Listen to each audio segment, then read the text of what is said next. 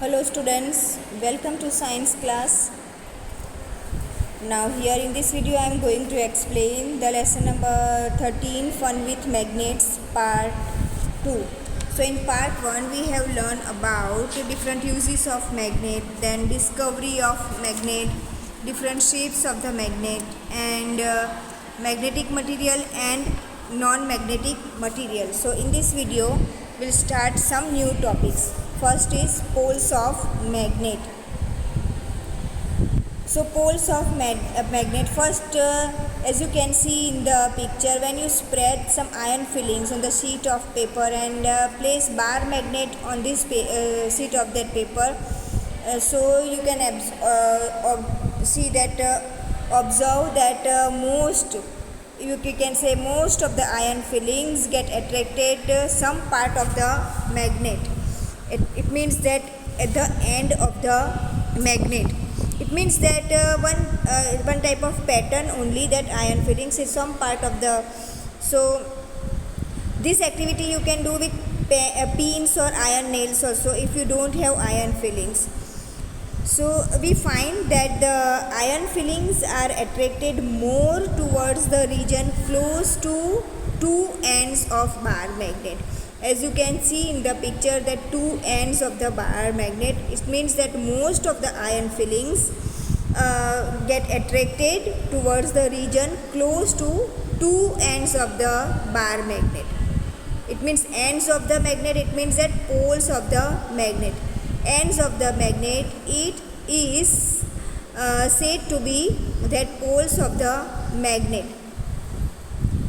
So you know that if you try this activity with few other different shapes magnet, that same only you will find this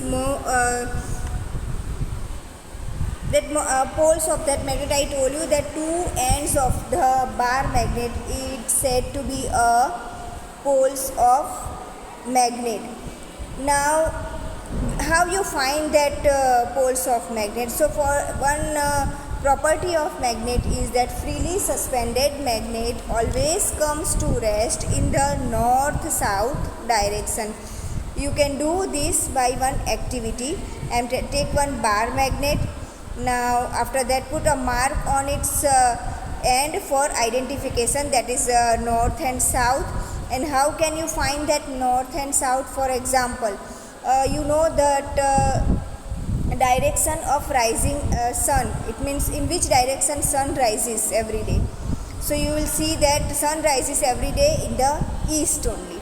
So when you stand towards the east direction, when you face towards the east direction, where your left hand will be north, your right hand will be south, and your back is the west direction. So this way you can mark that ends of the magnet for identification. Now tie this magnet in the middle of the magnet, so that you can suspend it from anything like that only, so that magnet can freely rotate. After that let it come to rest. So again mark 2 points on the ends of the magnet when it comes to rest. Then draw the joining the 2 points. This line shows direction in which the magnet was pointing in its position to rest. So here you will find that the freely suspended bar magnet always comes to rest in a particular direction, which is north and south direction. So the end of the magnet that points towards north is called north-seeking end of the we can say that north pole of the magnet. And the other end that points towards the south is called south-seeking end of the, or we can say that south pole of the magnet. So this way all magnets have two poles. All magnets have two poles, north pole and south pole.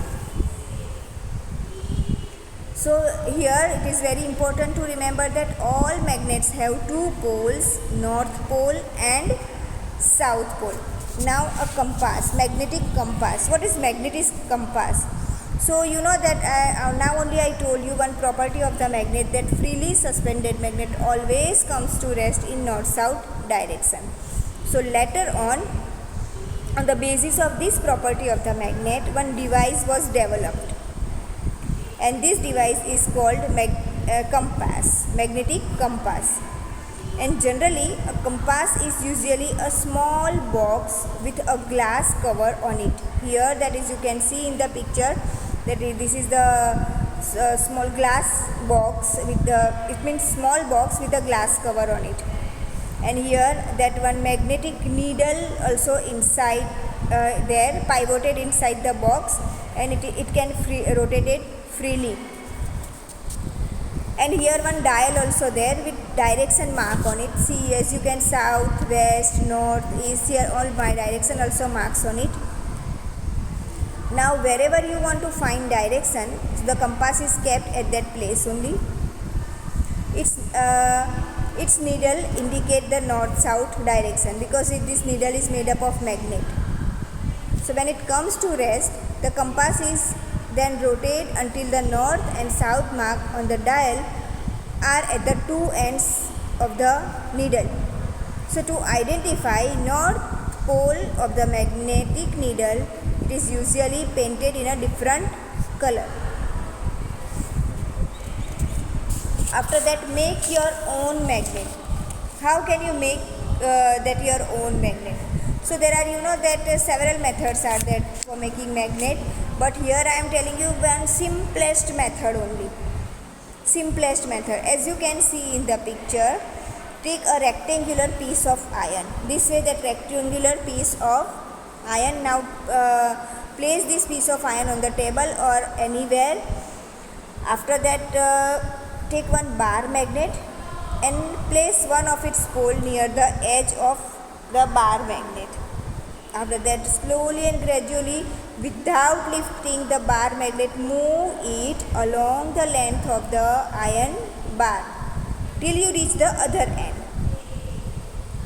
After that, now lift the magnet and bring the again same pole you started with to the same point of the bar magnet which you began. It means you will not repeat the same direction.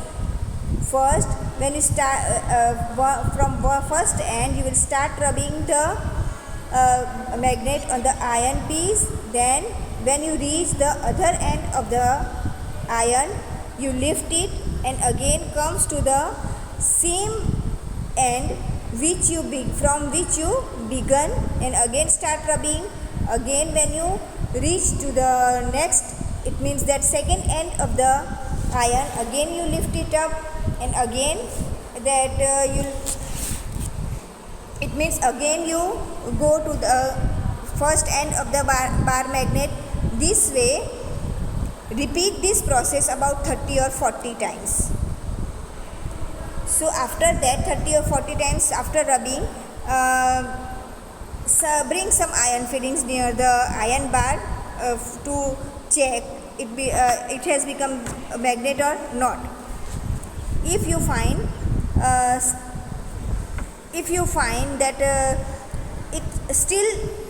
it's not become a magnet, so continue the process some more time like.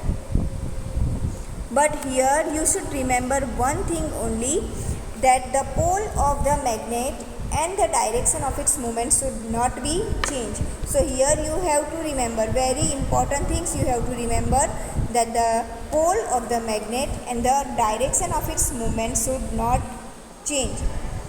And for that you can use iron nail, a needle or blade or anything. If you don't have that iron bar, so instead of that you can use some iron nails also, a needle also, a blade also, to convert them into magnets. So this way you can make that with needle you can make that magnet and make your own magnetic compass also. So here one more topic, that is attraction and repulsion between magnet. Attraction and repulsion between magnet. So here one more interesting game, you know that see, first you had learned about two poles of the bar magnet. Two poles of the bar magnet, it means that north pole and south pole. Two poles, two ends of the bar magnet, north pole and south pole. So what happened with similar poles? For example, south, south. Two are similar poles. Similar poles of the magnet always repel each other. It means there is repulsion between similar poles. After that, SN means south north. South north, it means that opposite poles. So opposite poles attract each other. It means there is attraction between the opposite pole. Similarly, north north, that is also north north, and N, that is also similar pole. It means that similar poles again repel each other. It means there is repulsion between similar poles north north. After that, north south, again north south, it means that opposite poles, so attraction.